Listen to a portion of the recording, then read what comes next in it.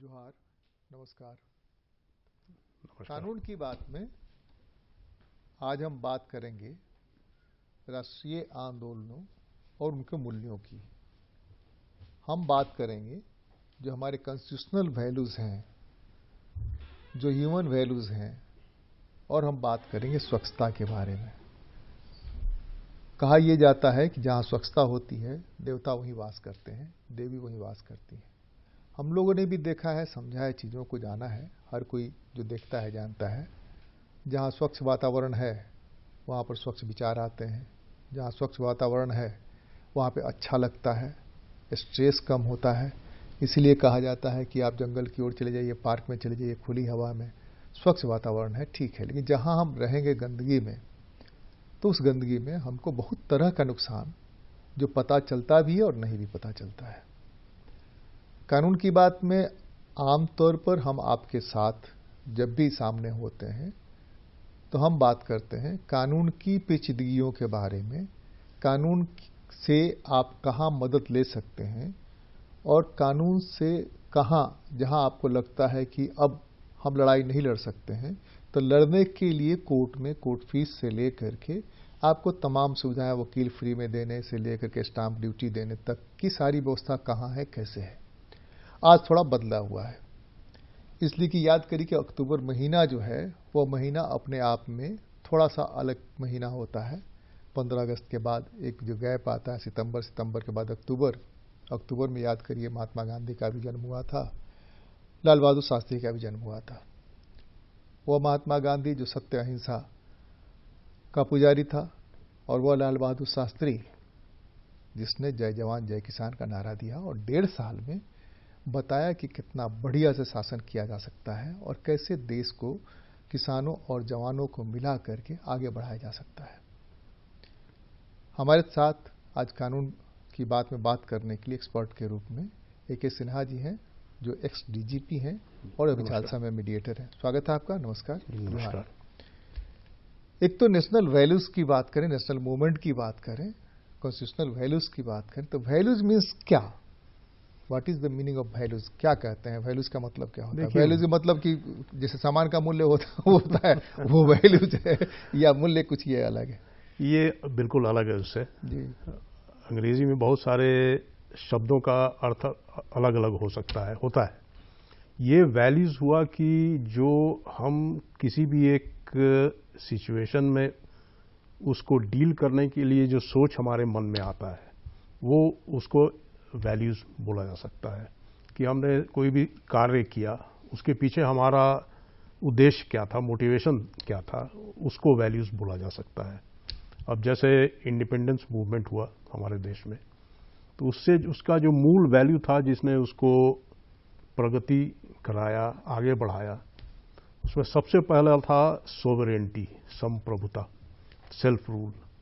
वो था कि हम लोग काफ़ी दिनों से, 200 वर्षों से अंग्रेज़ों के शासन में जी रहे थे।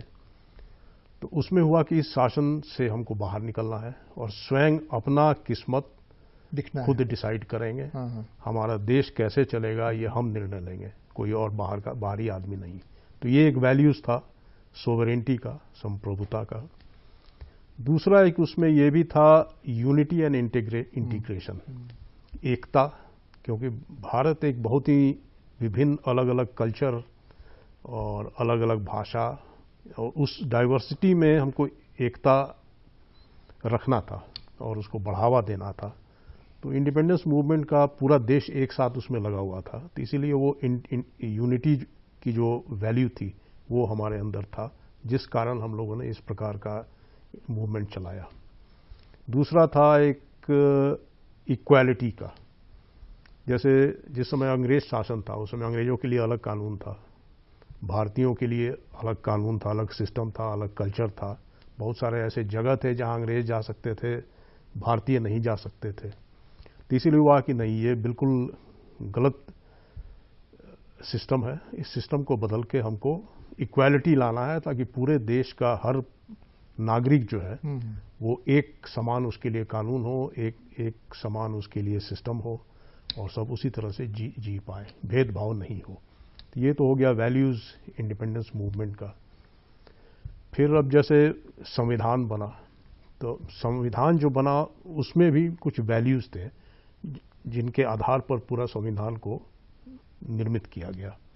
जैसे वैल्यूज बहुत सारे थे, लेकिन जो मुख्य थे उसमें पहला था सॉवरेनिटी, वही संप्रभुता फिर आया कि हमारा देश जो है हमारा है और इस देश की जनता जो वो डिसाइड करेगा कि ये देश कैसे चलना चाहिए, क्या कानून बनना चाहिए, क्या कल्चर होना चाहिए।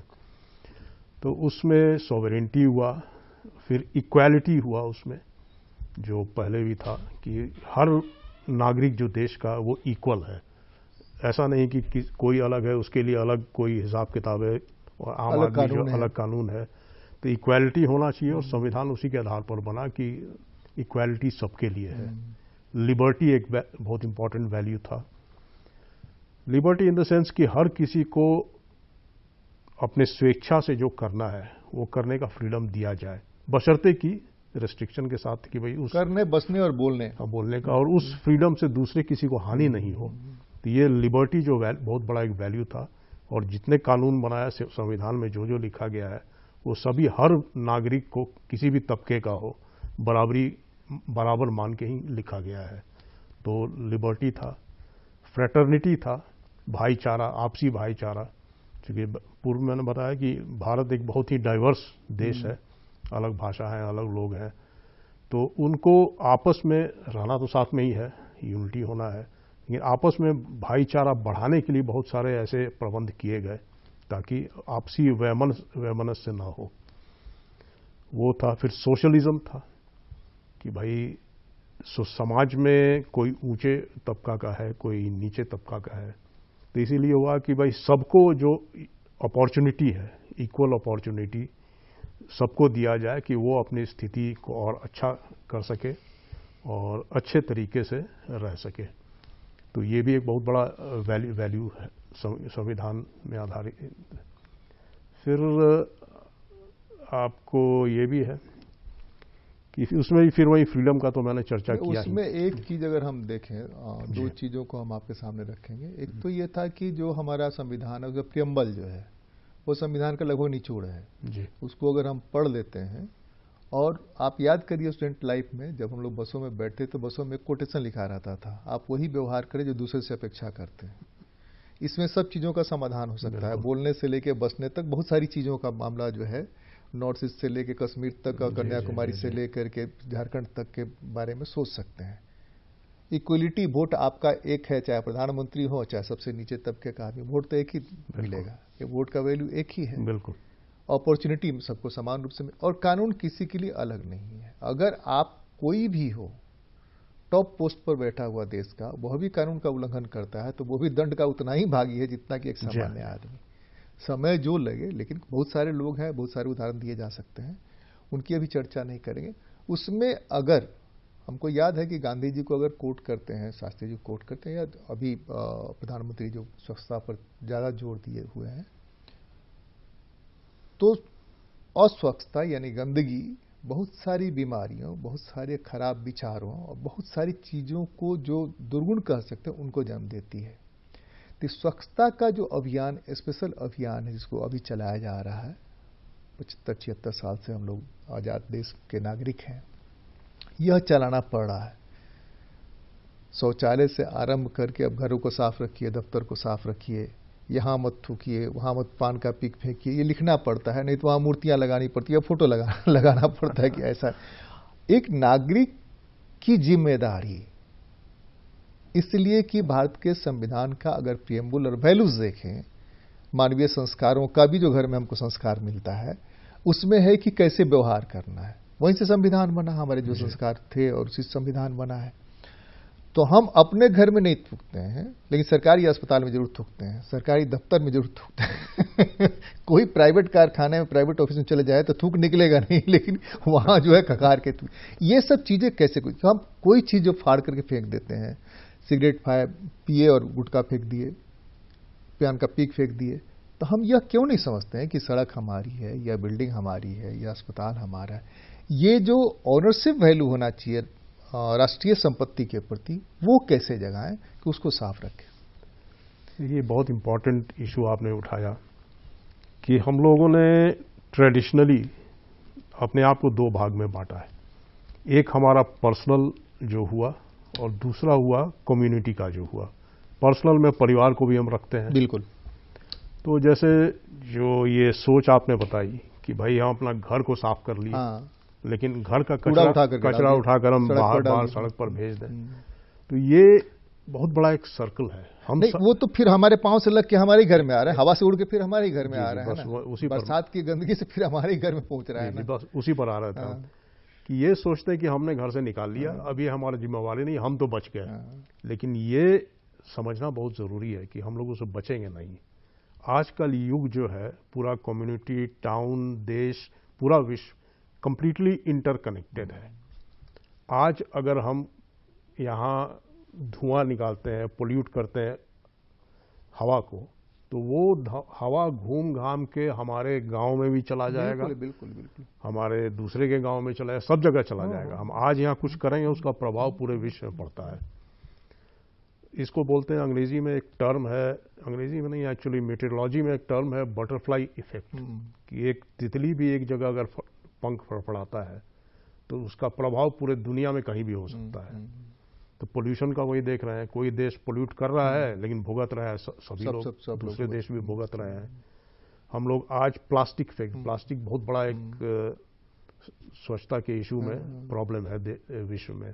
आज फेंक देते हैं, वो समुद्र में चला जाता है नदी होते हुए, और समुद्र में वो प्लास्टिक यहाँ से अमेरिका भी जा सकता है, कहीं और भी जा सकता है, पूरे वर्ल्ड के समुद्र में भ्रमण करते रहता है। और फिर अगर जैसे कि हमने कचरा फेंका, वो सीप कर गया मिट्टी में, और नीचे जो नेचुरल वाटर स्टोरेज का जो रिजर्वायर है जमीन के नीचे, पोल्यूट किया, फिर उसी में बोरिंग लगा के हम उस पानी को पी रहे हैं। तो हमने तो सोचा कि हम बच गए, लेकिन बचे नहीं, वो फिर घूम के आ गया। हमने पोल्यूट किया, धुआं किया, गंदगी किया, वो तो फिर हमारे ही फेफड़ों में जा रहा है वो हवा। तो हर चीज कनेक्टेड है। अब हम लोग जरूरत अभी आज के युग में ये है कि हम लोग जो डिवीजन करते हैं जनरली कि भाई पर्सनल ये हमारा है, चलो हम तो ठीक है, आगे क्या हो रहा है ये हमको बहुत सोचने की जरूरत नहीं है। ये अब सोच जो है इसको बदलने की आवश्यकता है कि हम जो करेंगे अपने साफ करके अगर कहीं और कुछ करेंगे तो उसका प्रभाव हम पर पड़ेगा। ये सोच धीरे धीरे आ रहा है, इस जो कम्युनिटी फीलिंग जिसको बोलते हैं। नहीं तो अभी तक मोस्टली जैसे गांव में भी होता है। ये साइकिल जो है, ये साइकिल हम 2-3 माध्यमों से लोगों को आसानी से कन्वे कर सकते हैं और उनके दिमाग में डाल सकते हैं, मुझे लगता है। एक तो जो हमारा शिक्षा का माध्यम है, स्कूल से लेके कॉलेज तक, यूनिवर्सिटी तक, वहां से हम बता सकते हैं कि साइकिल कैसे चलता है। दूसरा हमारा पंचायती राज सिस्टम जो है, वो एक बड़ा कारगर हथियार हो सकता है। तीसरे, झारखंड के संदर्भ में देखें तो विभिन्न तरह के राजकीय सेवाओं में सहायिका और सेविका के रूप में लाखों महिलाएं जुड़ी हैं। वहां से भी हम चीजों को आगे ले जा सकते हैं। तो ये अगर कम्युनिकेट करने के लिए कमिटेड हो जाएं कि उन लोगों के माध्यम से चीजों को ले जाएंगे, तो हमको लगता है कि इसी पीढ़ी में अगली पीढ़ी का इंतजार भी नहीं करना पड़ेगा। स्वच्छता की बात होने लगेगी और लोगों को साइकिल समझ में आने लगेगा। जब साइकिल समझ में आने लगेगा, क्या है कि ऑक्सीजन दिल्ली को भी चाहिए, ऑक्सीजन अमेरिका को भी चाहिए, और ऑक्सीजन हमको भी चाहिए। बिल्कुल नहीं, मिनरल वाटर हमको भी चाहिए। मिनरल का मतलब बोतल बंद वाटर नहीं, जिसमें खनिज हों, जो नदियों में हुआ करती थी, कुएं में हुआ करती थी, वो हमको भी चाहिए, आपको भी चाहिए। तो वो तभी होगा, सिर्फ सरकार तो मेंटेन नहीं कर सकती। हम सरकार को कोस सकते हैं कि सरकार ने वो संयंत्र नहीं लगाया जिससे कि नालियों का पानी, कारखानों का पानी साफ होकर नदियों में जाए। लेकिन हम जो प्रदूषित करना है, हम तो कम से कम रोक सकते हैं। ये शुरुआत तो हो सकती है। देखिए, इसमें हम बहुत ऑप्टिमिस्टिक हैं कि ये हो रहा है ऑलरेडी, कुछ डिग्री तक है लेकिन हो रहा है। एक छोटा सा घटना हम बताना चाहते हैं, इसे बहुत खुशी हुई देख के हमको। सासाराम में हम पोस्टेड थे, तो वहाँ पर ऐसे ही शाम को टहल रहे थे रोड पर, हाईवे पर। वहाँ हाईवे चौड़ीकरण हो रहा था, जिसमें बड़े बड़े पुराने जीटी रोड था, तो पुराने पुराने पेड़ काटे जा रहे थे। हमारे सामने एक छोटी लड़की थी, 6-7 साल की होगी, और अपनी माँ के साथ हमारे सामने ही जा रही थी। तो कटा हुआ पेड़ देखी तो बहुत आश्चर्य से अपनी माँ से पूछी कि इतना बड़ा पेड़ क्यों काट रहा है लोग। उसको विस्मय लगा, उसके दिमाग में था कि पेड़ नहीं कटना चाहिए। उसने अपने माँ से पूछा, बहुत आश्चर्यचकित हो गई, बहुत गलत हो रहा है, पेड़ क्यों काट रहे हैं ये लोग। वो इंसिडेंट देख के हमको बहुत अच्छा लगा कि शिक्षा से के कारण भी होगा और मीडिया के कारण भी होगा। घर का संस्कार के कारण भी हो सकता है, घर में अगर बात करते हैं। जी बिल्कुल बिल्कुल। जैसे यहाँ सरहुल और कर्मा की जो पूजा, कर्म की जो पूजा करते हैं, वो पूजा के पीछे वही पर्यावरण ही है मूल रूप से। जी हाँ, बिल्कुल बिल्कुल बिल्कुल। तो वो देखने से लगा कि नहीं, ये जो हो रहा है संस्कार के कारण, शिक्षा के कारण, कुछ मीडिया के कारण, ताकि बहुत 70s 80s में पर्यावरण पर बहुत सारे केसेस हुए थे सुप्रीम कोर्ट में, हिमालय के जो पेड़ कट रहे थे पहाड़ों में, तो उससे भी हो रहा है और हो रहा है। और ये जो प्रेजेंट जनरेशन जो अब यंग है, उसके मन में काफ़ी हद तक तो ये बात आ चुकी है।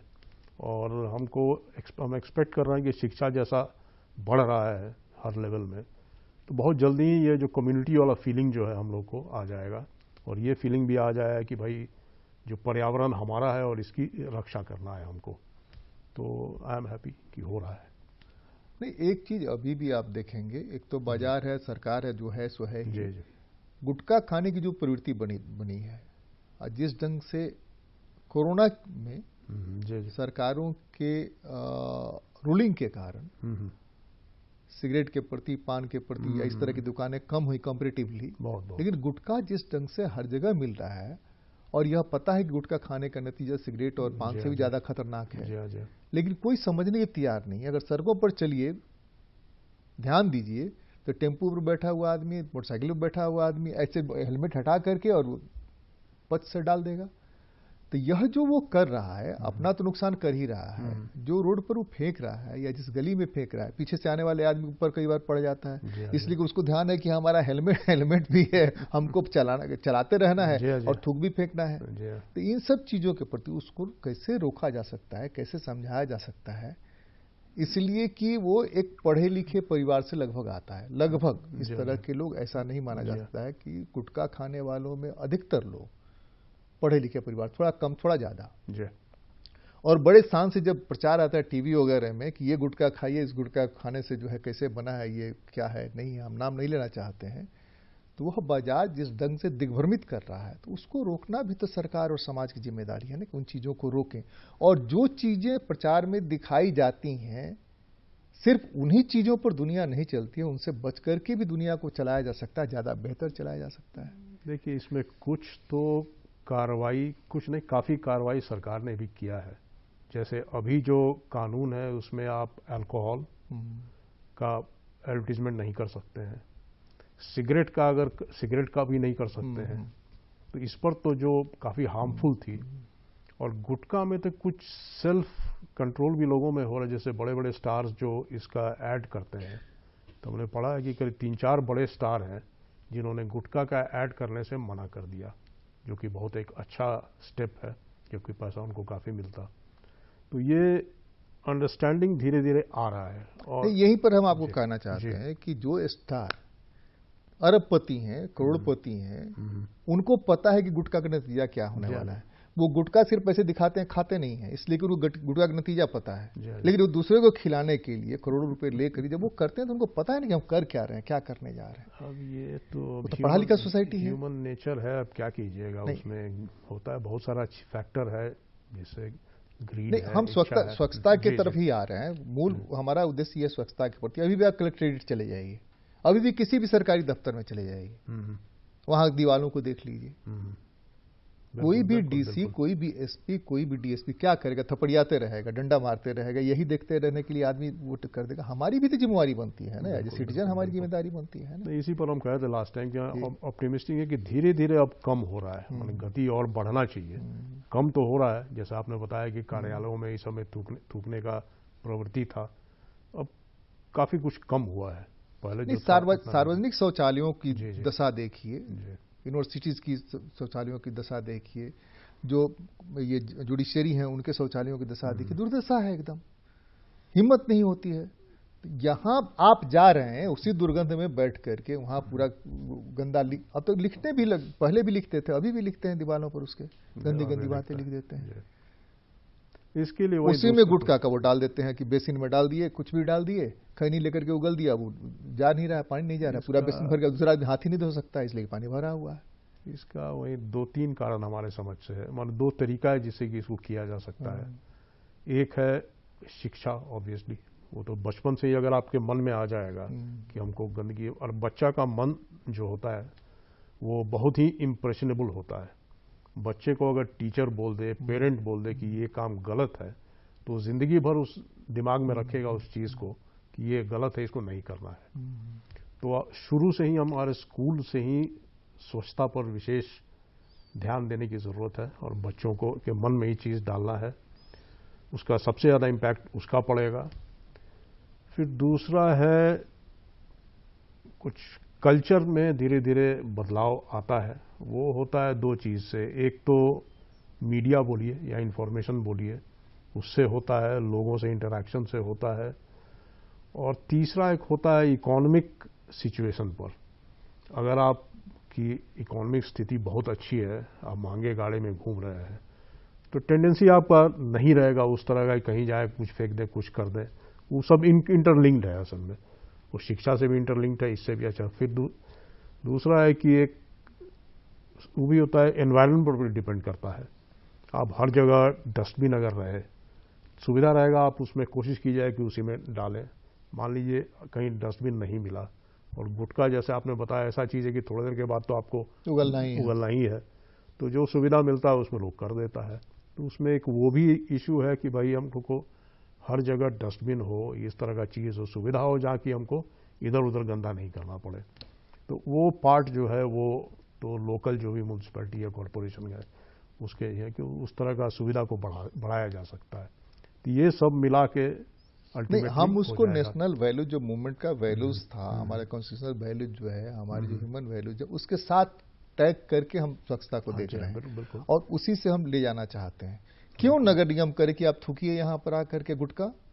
नहीं वो नहीं, बेसिन तो आपको पता है ना कि बेसिन में जब आप खैनी डालेंगे, आप गुटखा डालेंगे तो बेसिन का क्या होना है? डस्टबिन का बात की, उस तरह का डस्टबिन हो, रिसेप्टिकल हो जहाँ की ट्रैश डाला जाता है। अभी दूसरे भी है, आप देखिएगा कि बहुत सारे मामलों में ऑटोमेशन जो हुआ, खास करके आप देखिएगा कड़ाई, जैसे कि आप देखिएगा हवाई अड्डों में या जो नई रेलें हैं उन रेलों में जो बात रहती है लिखा हुआ रहता है, तो वहां पर लोग सावधानी बरतते हैं। वहां नहीं कोई खाने वाला भी नहीं थूकता है, गुटखा निकालता भी नहीं है, पुलिस आके पकड़ ली, सिगरेट नहीं पीता है, 200 रुपया फाइन लग जाएगा। हम बोले ना वो एक इकोनॉमिक भी कारण है, स्थिति जो होता है उस पर भी डिपेंड करता है। अब हवाई जहाज में अगर जा रहे हैं तो टेंडेंसी नहीं रहे, कभी हमने देखा नहीं कोई बीच में थूक दिया रास्ते में नहीं, डर के मारे दिमाग में होता है कि भैया थूके दिया तो लोग फाइन हो जाएगा, लोग ठोक देगा, लोग माने तिरस्कृत करेगा। और ऐसे जाते चलो सोचते हैं कि भाई हम तो एनोनिमस है, कोई नहीं जानता है, चलो लगा दो। सड़क हमारी भी है, जो मन करे सो कर सकते हैं। कानून की बात में अगली बार मिलते हैं, किसी और मुद्दे पर चर्चा करते हैं। लेकिन जैसा कि हमने आपको बताया कि जहां स्वच्छता है वहीं देवता का वास है, और जहां स्वच्छता है वहां बीमारियां कम है, जहां स्वच्छता है वहां विचार ज्यादा बढ़िया आते हैं, जहां स्वच्छता है वहां आपके बाल बच्चे, आपका परिवार ज्यादा बेहतर है। सड़क पर थूकना भी गलत है, सड़क आपकी है, ऑनरशिप आपका है, लेकिन क्या घर में ऑनरशिप है आपका तो घर में थूक देते हैं क्या? चलिए आज तो बस इतना ही कानून की बात में, अगली बार मिलते हैं, किसी और मुद्दे पर चर्चा करते हैं। बहुत बहुत धन्यवाद। नमस्कार, धन्यवाद।